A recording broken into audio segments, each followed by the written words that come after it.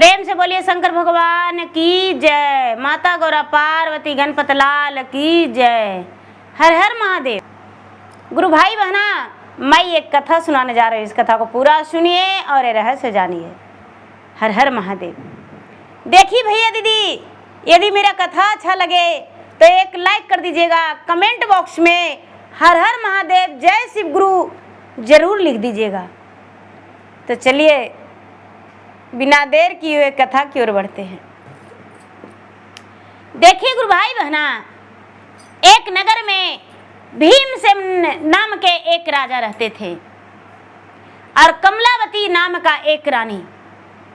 राजा रानी दोनों नगरवासियों के लिए बहुत अच्छे थे। नगरवासी उन्हें जैसे भगवान का पूजा करता है उसी तरह भीमसेन को पूजा करते थे। सवेरे उठ के भीमसेन को मुखड़ा देखना चाहते थे, क्योंकि अपने प्रजा के लिए बड़े भलाई करते थे।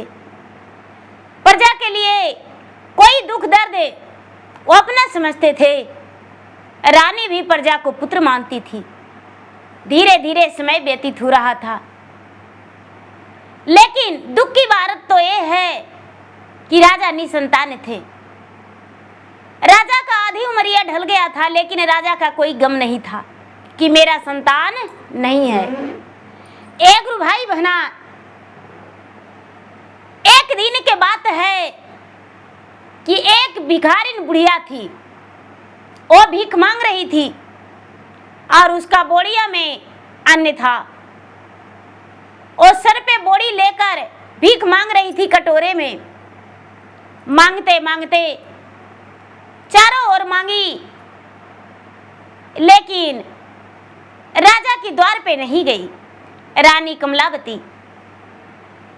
सूप भरी चावल और कुछ वस्त्र बुढ़िया को देने के लिए वो आंगन में रख दी थी और दाई दासी को बोल दी थी कि देखो बुढ़िया बड़ा गरीब है, वो थर थर कांप रही है, लेकिन फिर भी वो भीख मांग रही है। उसका तन पे वस्त्र भी नहीं है। ठंडी का मौसम है, लेकिन गर्म कपड़े भी उसके पास नहीं है, दे देना। चारों तरफ मांगी, लेकिन राजद्वार पे नहीं गई। रानी मन ही मन सोचती है कि हे भगवान, जिसके पास खाने का और पहनने का नहीं है, बुढ़िया उसके द्वार पर गई, क्या मिला होगा? पाव भर अन्न भी नहीं दिया होगा, शायद डांट कर भगा दिया होगा। वो लोहार के तो रोज कमाता है, हंसुआ खुरपी पजाता है, तब खाना चूल्हा जलता है, और ये बुढ़िया उसके द्वार पे कितना देरी तक खड़ी रही, मेरे द्वार पे क्यों नहीं आई? एक रुपया बहना, रानी का दिल में चोट लगा। शाम में राजा कोर्ट कचहरी से आए। रानी बड़ा उदास मूर्छित थी। जब मूर्छित देखे राजा भीमसेन रानी कमलावती को कहते हैं कि हे प्राण प्रिय, आप इतना मुरझाए क्यों हैं? रानी कमलावती बोली, हे स्वामी, क्या बताऊं? एक बुढ़िया भिखारिन थी जिसका बदन कांप रहा था ठंड से, और तन पे वस्त्र नहीं था, फटी पुरानी वस्त्र था। मैंने सोचा उसे कुछ दे देंगे। चारों तरफ भीछा मांगी, पर मेरे द्वार पे वो भीछा मांगने नहीं आई। राजा भीमसेन कहते, इतनी छोटी सी बात आप लेकर सिर पर बैठ गए? अरे रे, ऐसा बात नहीं है। बोले, नहीं महाराज, उस बुढ़िया को आपको पता लगाना होगा। कहाँ गई होगी, कहाँ के होगी, मेरे द्वार पे क्यों नहीं आई? राजा को भी मन ही मन इस बात चुभने लगा, कलेजे में धधकने लगा कि मेरे रानी कमलावती भगवान का भक्त है, झूठी सोच उसके मन में नहीं हो सकता है, कभी गंदे ख्याल उनका मन में नहीं आता है। राजा शाम के समय में ही चले गए उस बुढ़िया को पता करने। सच में बुढ़िया रास्ते में थरथराता हुआ जा रही थी। राजा घोड़े से थे, रथ में बैठे हुए थे। राजा अपने रथ लेकर जा रहे थे।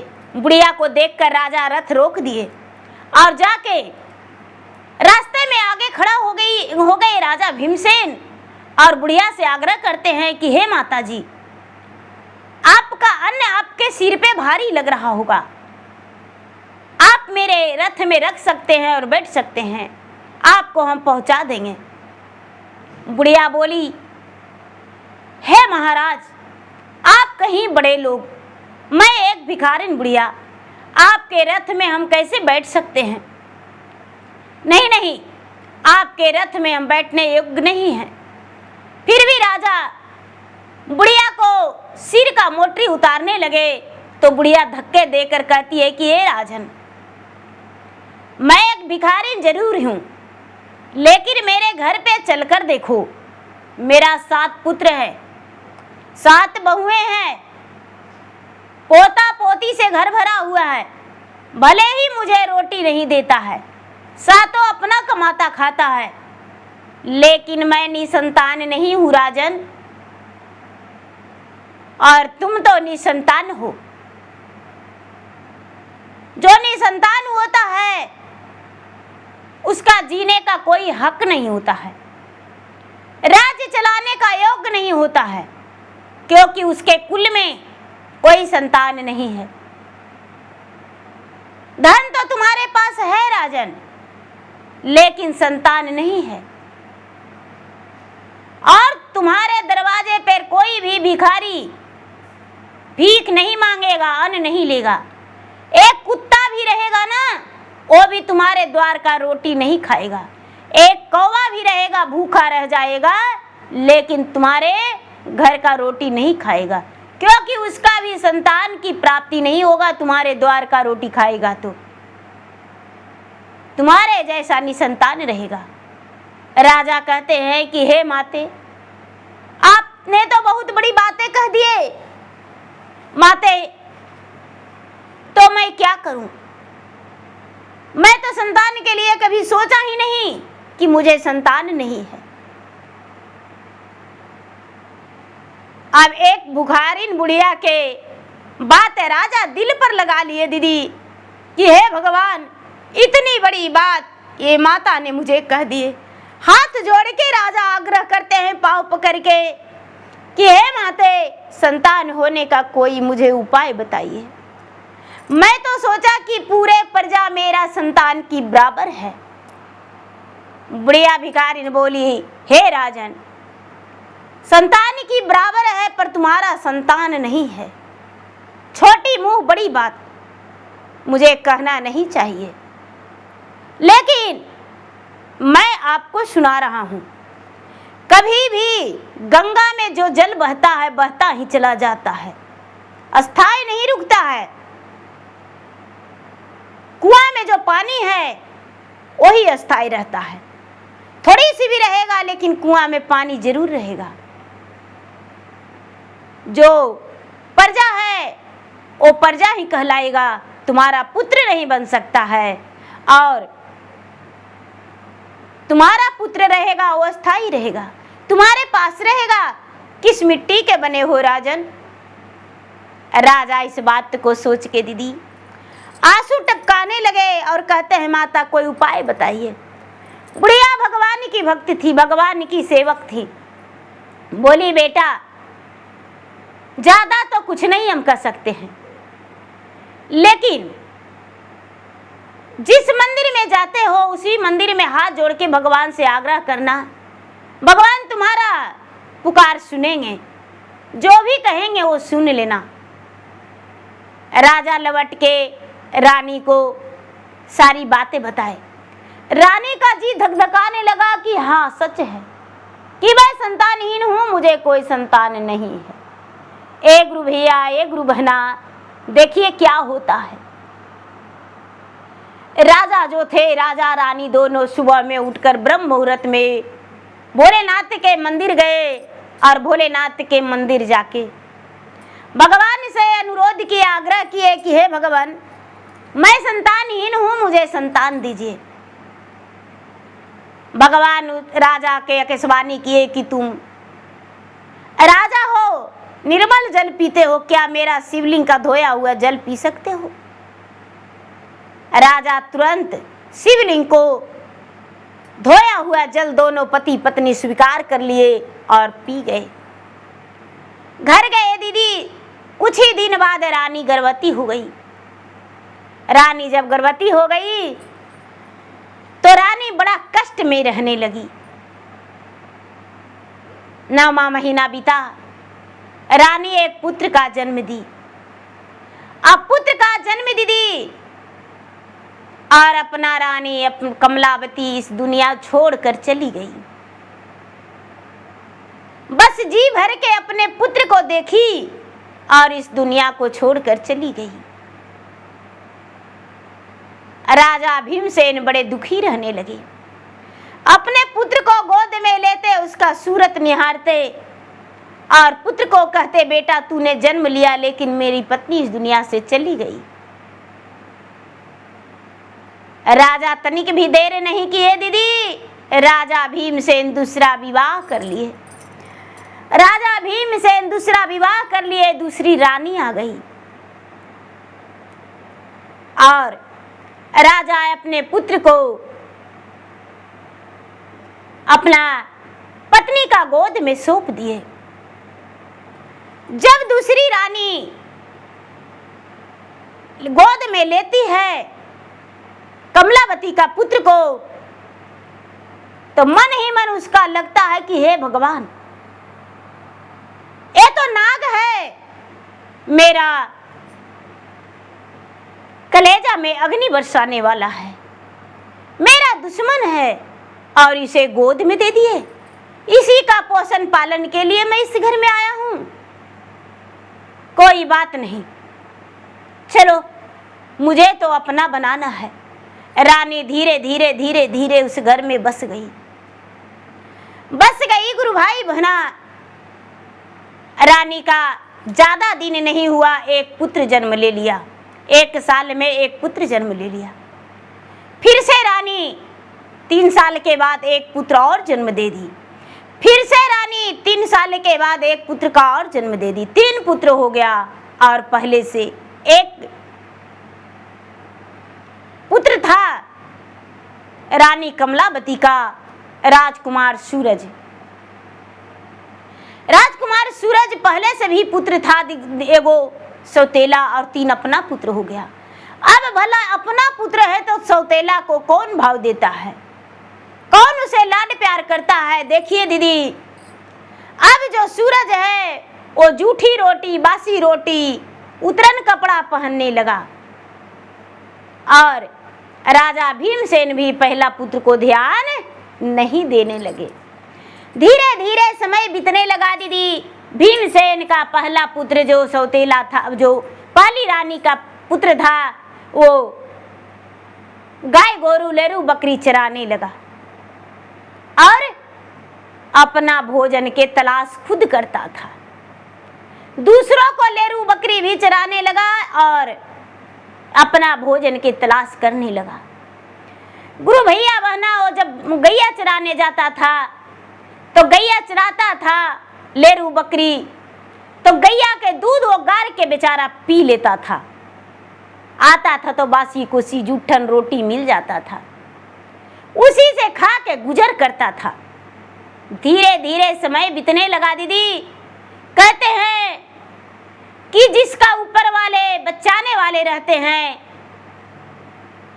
को जब मारने वाले होता है तो बचाने वाले का हाथ बहुत लंबा हो जाता है और बचा ही लेता है। सूरज की सौतेली माँ बड़ी कोशिश करती थी मारने के लिए। सावन का महीना था दीदी, सुंदर सुंदर रिमझिम बारिश हो रहा था, ठंडी ठंडी हवाएं भी चल रही थी। सूरज बेचारा रोज प्रतिदिन भगवान का पूजा करता था, बेलपत्री चढ़ाता था। ओ बेलपत्री तोड़ के लाता था, बड़े प्रेम से पूरे बेलपत्री में चंदन रोड़ी लगा के, पढ़ा लिखा नहीं था, रोड़ी चंदन लगा के और महादेव का चढ़ाता था। और पूजा करता था। जल और बेलपत्र उससे ज़्यादा उसके पास कोई आवश्यकता नहीं था। उसके भक्ति में भगवान प्रसन्न थे। भूखी भी रहता था, लेकिन भगवान को ये नहीं कहता था कि भगवान आज मैं भूखा हूं। वो 5 गो बेलपतरियों चिवा जाता था और उसका पेट में जैसे लगता था कि भोजन है। संतोष करता था, भगवान के ही कहता था कि भगवान आप तो भात रोटी नहीं खाते हैं, फिर भी आप रह लेते हैं, 3 लोग चलाते हैं, और मैं तो गैया बकरियां चराता हूं, तो भला इस बेलपत्री को खाकर मैं नहीं रह सकता?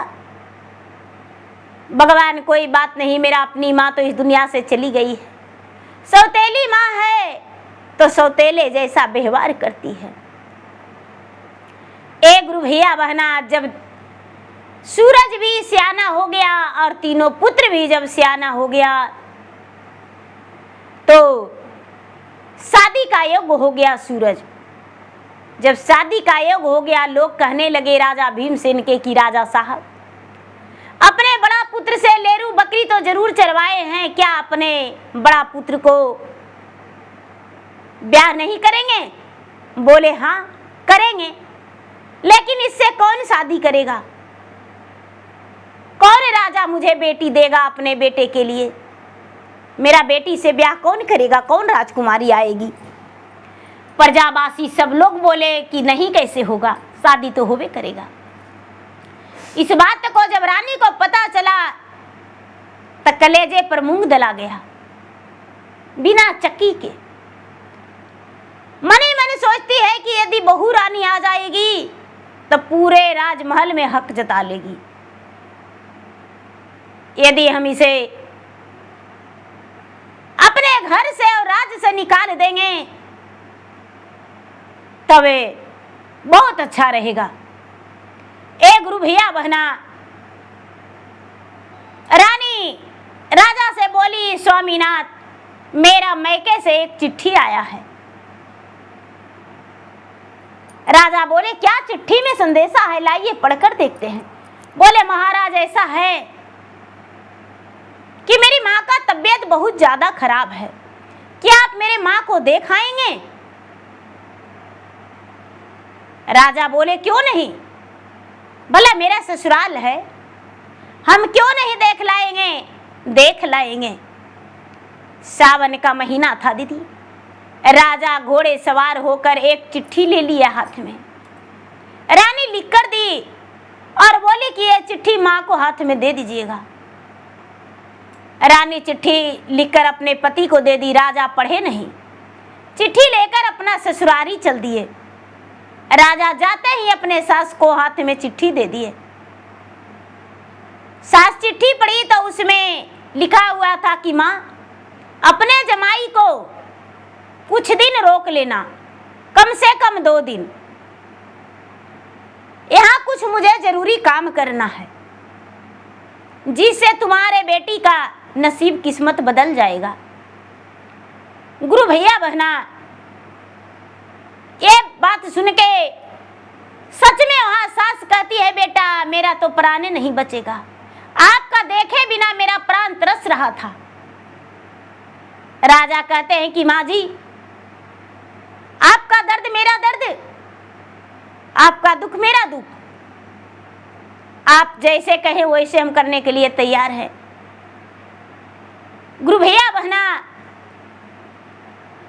जो राजा की सास थी वो दूसरी, वो बोली कि तो आप 2 दिन 3 दिन रह जाइए जिसमें आपका सूरत देखकर मेरा दुखड़ा हरण हो जाए। गुरु भाई बहना, अब क्या होता है, राजा भीमसेन अपने ससुरारी में रुक गई। रानी यहाँ चाल चल दी कि 16 श्रृंगार में सज गई।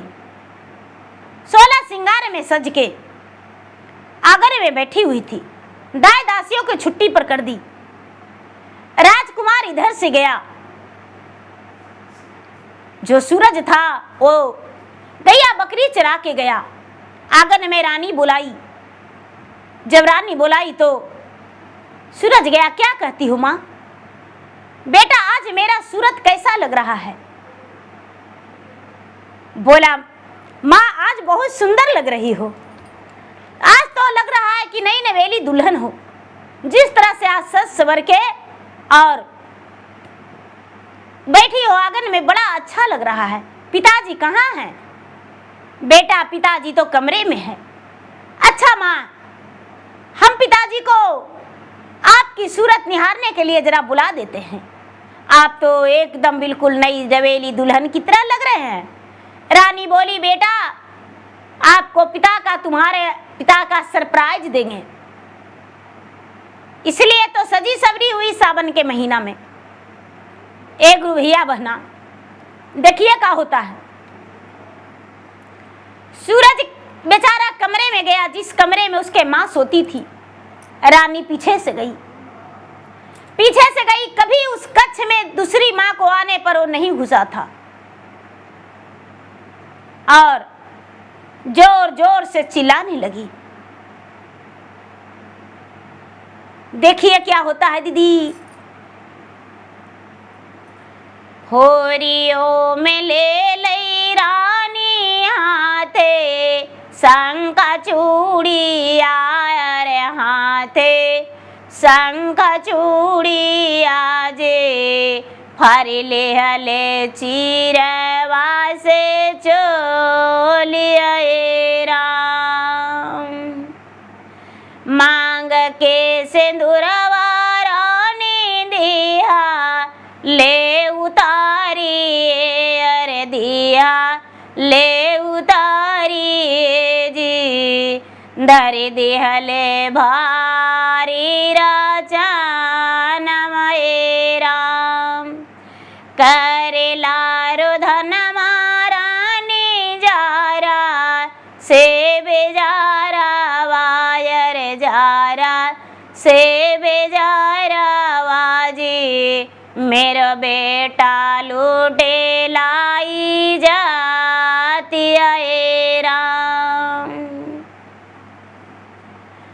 बाबू आसुरा जा रानी के हाथा, से न छुआ ले अरे हाथा, से न छुआ ले जी, माता से बोले मधुमोहन राम। काबने करन में माता फुरला, शंखा चूड़िया रे फुरला, शंखा चूड़िया जे, कबने कारण में चिर चोली फार लुए राम।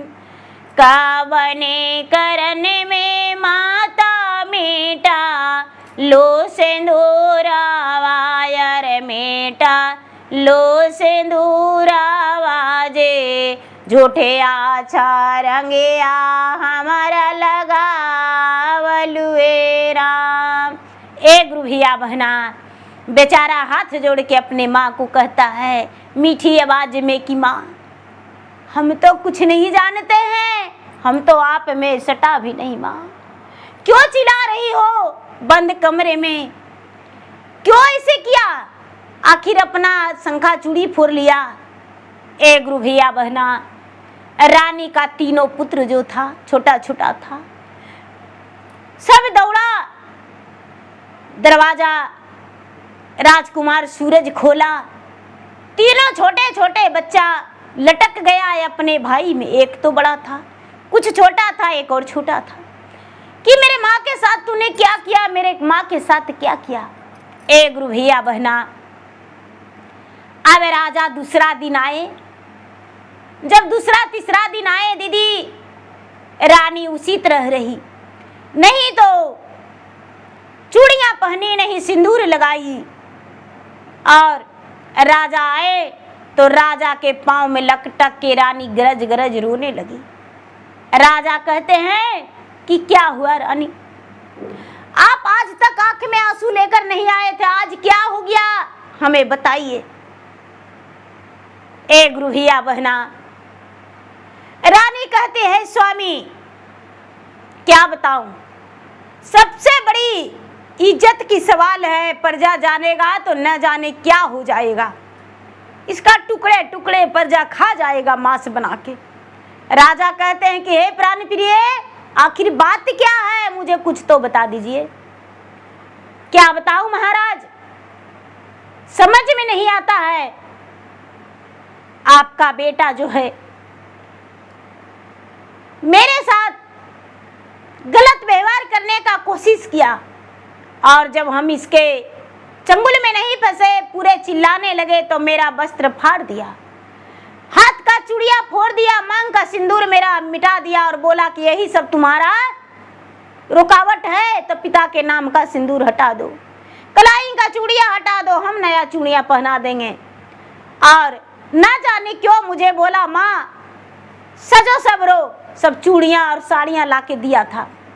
राजा अपने नई रानी के बहकावे में आ गए। दीदी, राजा नई रानी के बहकावे में आ गए, और नई रानी के बहकावे में आने पर अपने पुत्र को तेगा लेकर और कहते हैं कि तुम्हें 7 खंड कर देंगे। हम नहीं जानते थे कि तूने इतना बड़ा कांड करेगा। गुरु भैया बहना, राजकुमार सूरज कहता है कि पिताजी हम कुछ नहीं जानते हैं, हमने ऐसा कुछ नहीं किया हूं। रानी बोली महाराज काटिएगा तो बहुत बड़ा अपराध होगा, घर से निकाल दीजिए इसे। राजा तनिक नहीं देर किए दीदी, तनिक नहीं देर किए, अपना ही बेटा को घर से निकाल दिए। राजकुमार सूरज घर से निकल गया, गांव से निकल गया, नगर से निकल गया, नगर से निकल गया दीदी। अब उसका सहारा कोई नहीं, भगवान के पास गया, पहले मंदिर जाके भगवान से कहता है, बड़ा अर्जी लगाता है कि कब ना कसुरबा गुरुजी रास भाई ले अरहामा, रास भाई ले जी जे कराए तनास जाइए राम। गारदन कटैते माता का लंका, ना लगाए ते कलंका, ना लगाए ते जी अछरंग लगाई घर से निकाल लए राम। एक मान करई गुरुजी खाई, ये जहारा वायर खाई, ये जहारा वाजे, दूसर माना देसा परदेश नए राम। एक गुरु भैया बहना भगवान से कहता है कि हे गुरुजी हम क्या करें, आप ही मेरा माता हैं, आप ही मेरे पिता हैं, कुछ तो रास्ता दिखा दीजिए, मेरे पास कोई उपाय नहीं बचा है। एक गुरु भैया बहना उसके मन में ख्याल आया कि प्राण देने से कुछ नहीं होगा। भगवान एकदम क्रोधित हैं। राजकुमार जो बेलपत्र था दीदी, वही बेलपत्र लेके और गमछी में बांध के और मंदिर से प्रदेश के लिए निकल गया। प्रदेश के लिए निकल गया दीदी। चलते चलते चलते जंगल था, जंगल में पहुंच गया। जंगल में पहुंच गया दीदी, तो जंगल में एक शिवलिंग था, और एक शिवलिंग था दीदी। तो दौड़ती बेचारी जा रही थी एक लड़की, 12 वर्ष की सुंदर राजकुमारी, 16 वर्ष के राजकुमार था और 12 वर्ष की राजकुमारी, चिल्लाते जा रही थी कि मेरा प्राण कोई बचाओ, मेरा प्राण कोई बचाओ, मेरा प्राण कोई बचा लो। राजकुमार को रहा नहीं गया, जाके राजकुमारी को हाथ पकड़ लिया और राजकुमार सूरज बोला, आखिर क्या हुआ, आप इतना शोर क्यों मचा रहे हैं, क्यों चिल्ला रहे हैं। एक गुरु भैया बहना राजकुमारी जो है वो कहती है कि क्या बताऊं, मेरे पीछे बहुत सारे लोग लगे हुए हैं मुझे मारने के लिए, मेरे माता पिता नहीं हैं, मैं एक अनाथ लड़की हूं। और राजकुमार में चिपक गया, भाई तू जहां जाओगे वहां मुझे लेकर चलो। राजकुमार कहता है कि अरे हम तुम्हें कहाँ लेकर जाएंगे? मेरे माता पिता नहीं है। आपके माता पिता नहीं है तो मुझे भी नहीं है। आप लकड़ी काटोगे, मैं भी लकड़ी काटूंगा और दोनों मिलकर बेचूंगा। एक गुरु भैया बहना, वो लड़की हाथ पकड़ लेती है राजकुमार सूरज को, और राजकुमार सूरज को हाथ पकड़ के और आगे बढ़ जाती है। अब कहती है कि हम दोनों शादी कर लेंगे। राजकुमार कहता है, भाई हम शादी करेंगे तो रखेंगे कहाँ? वो लड़की बोलती है कि यदि शादी नहीं करोगे तो तुम्हारे सामने अपना प्राण दे देंगे। तुम्हें शादी करना होगा मुझसे। अब बेचारा राजकुमार सूरज दीदी असमंजस में पड़ा हुआ है कि हे भगवान, मेरा तो ठिकाने नहीं है 2 रोटी का, और इसके लिए कहां से क्या लावेंगे। एक गुरु भैया बहना, राजकुमार कहता है कि भाई शादी तो करेंगे, लेकिन कोई साक्षी रहेगा तब तो हम तुमसे शादी करने के लिए तैयार हैं। एक गुरु भैया बहना, एगो बहुत बड़ा चट्टान था। चट्टान के पास एक नाग एक नागिन था। एक नाग एक नागिन था। राजकुमारी है वो जो कहती है कि देखो, उस चट्टान के पास एक नाग एक नागिन है, चलो उसको साक्षी मानेंगे। राजकुमार कहता है, पागल हो गई हो? सर्प के बिल में हाथ देंगे तो डसेगा नहीं। हम नहीं जाएंगे नाग के पास। बोले देखो भाई, तुम नहीं जाओगे लेकिन हम तो जरूर जाएंगे। जाके राजकुमारी हाथ जोड़ के कहती है कि आप बाहर आइए। नाग और नागिन दोनों एकदम गरजते निकल जाते हैं। गरजते निकल जाते हैं। दीदी राजकुमारी कहती है कि महाराज, आपके सामने मुझे विवाह कराना है और आप मेरा साक्षी बन जाइए। नाग था एक सुंदर ब्राह्मण बन गए और नागिन जो थी एक सुंदर ब्राह्मणी बन गई,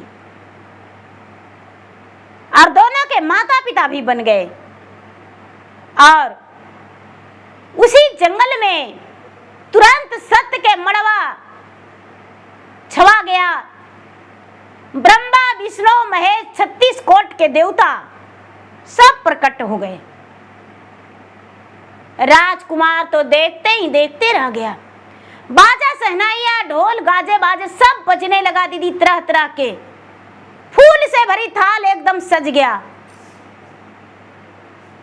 राजकुमार चौका पर बैठा। शादी तो हो गया। उसके मन में लगने लगा कि हे भगवान, अभी चिल्ला रही थी जान बचाओ जान बचाओ, ये सब कैसे हो गया। शादी जब हो गया दीदी, शादी हो गया तो राजकुमार जब पैर लगने जाता है तो राजकुमारी जो है वो लड़की कहती है कि सुनिए पतिदेव जी, मेरे माँ को पिताजी को जब गोड़ लगेंगे तो रुपया अठन्नी देंगे, तो मेरे माँ से आप रुपया अठन्नी मत लीजिएगा। बोले काहे, क्या लेंगे? तो मेरे माता पिता को यही बोलिएगा कि आपके पास एक जो अंगूठी है वो मुझे गोड़ लगाई में दे दीजिए। बोले अंगूठी का क्या काम, उनके पास एक अंगूठी होगा, क्या उनका बेटी हो तो भाई मेरे माता पिता तो ही न बने, तो उनका हम बेटी बराबर न हो गए, तो उनके जो हाथ में अंगूठी है वो अंगूठी मांग लेना।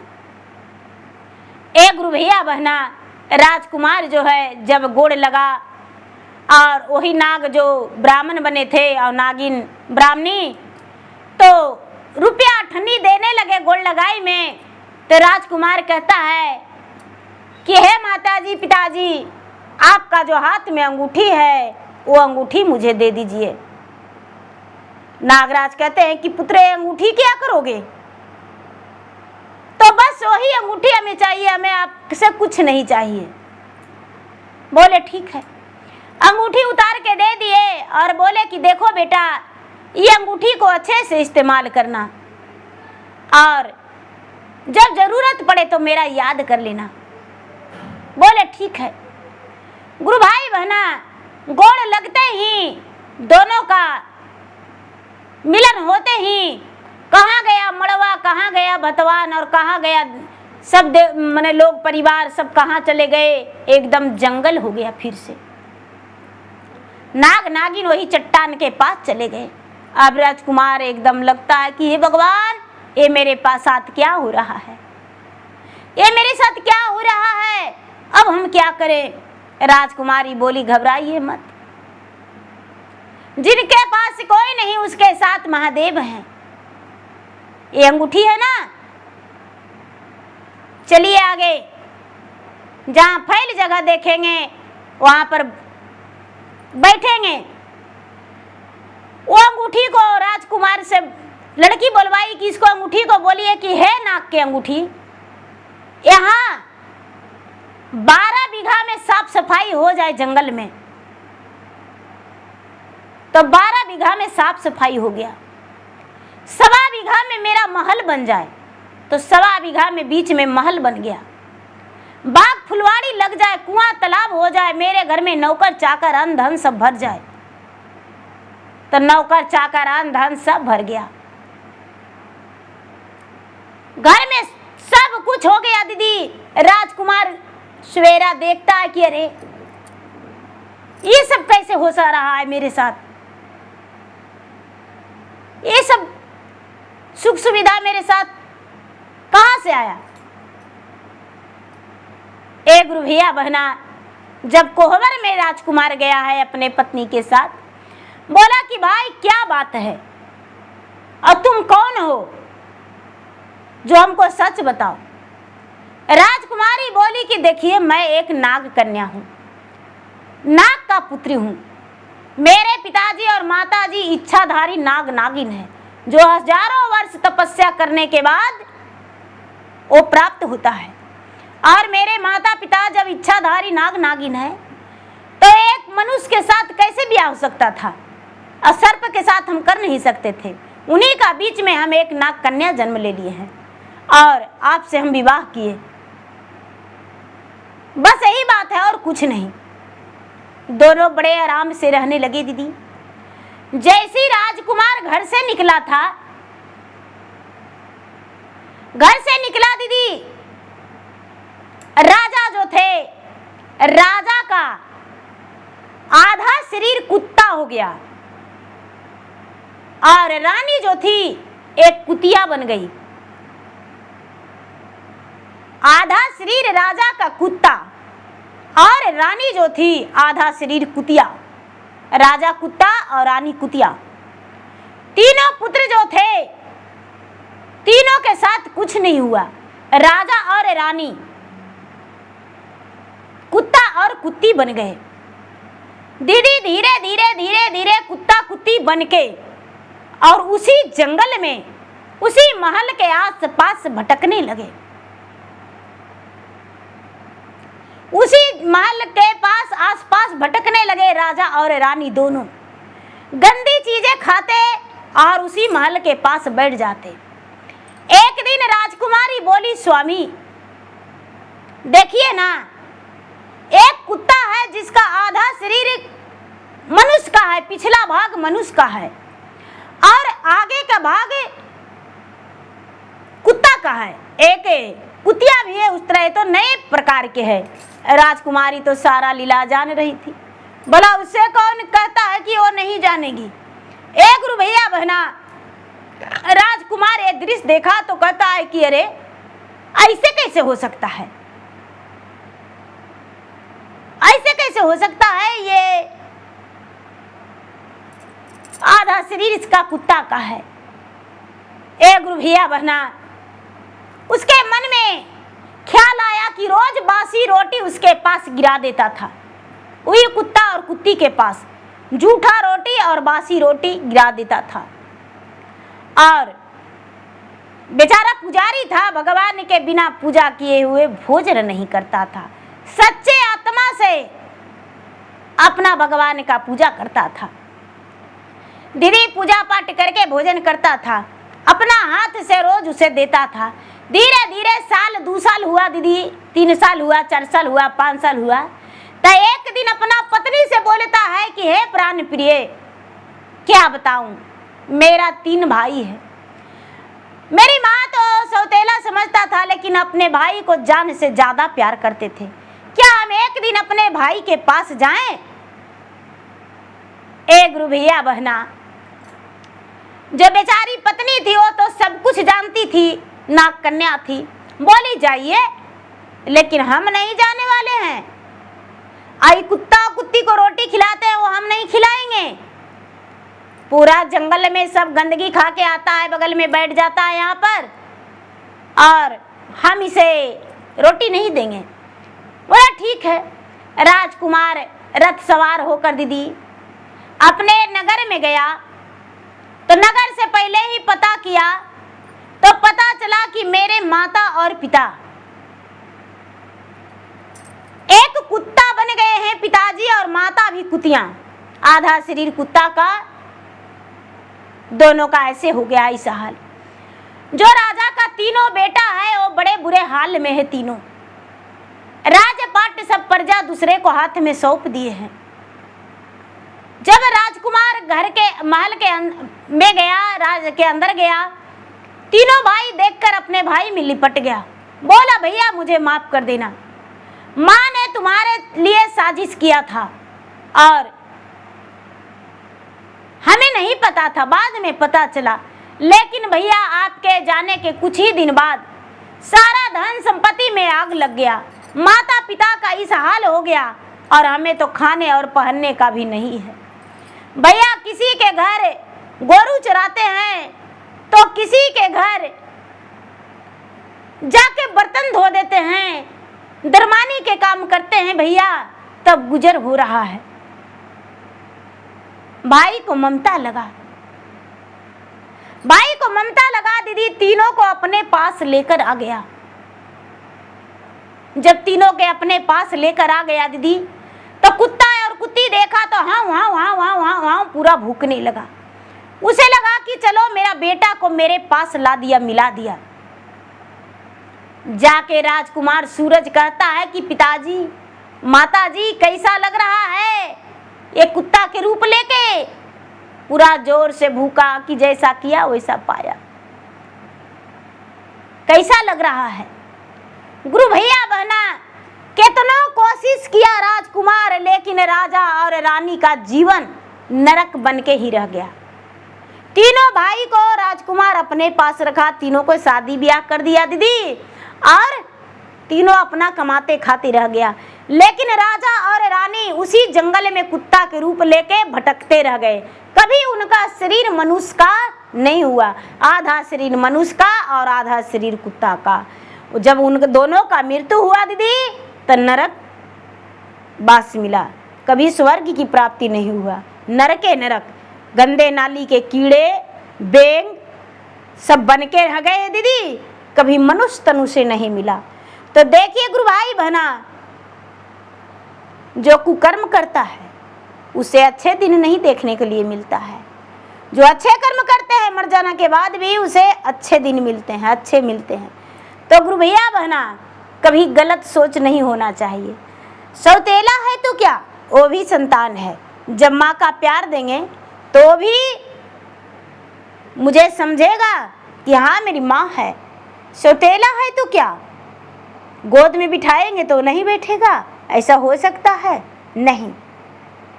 तो देखिए गुरु भाई बहना, किसी के बच्चे के साथ गलत व्यवहार नहीं करना चाहिए। प्रेम से बोले शंकर भगवान की जय। भैया दीदी यदि मेरा वीडियो अच्छा लगे तो एक लाइक कर दीजिएगा, कमेंट बॉक्स में हर हर महादेव जय शिव गुरु जरूर लिखिएगा। धन्यवाद।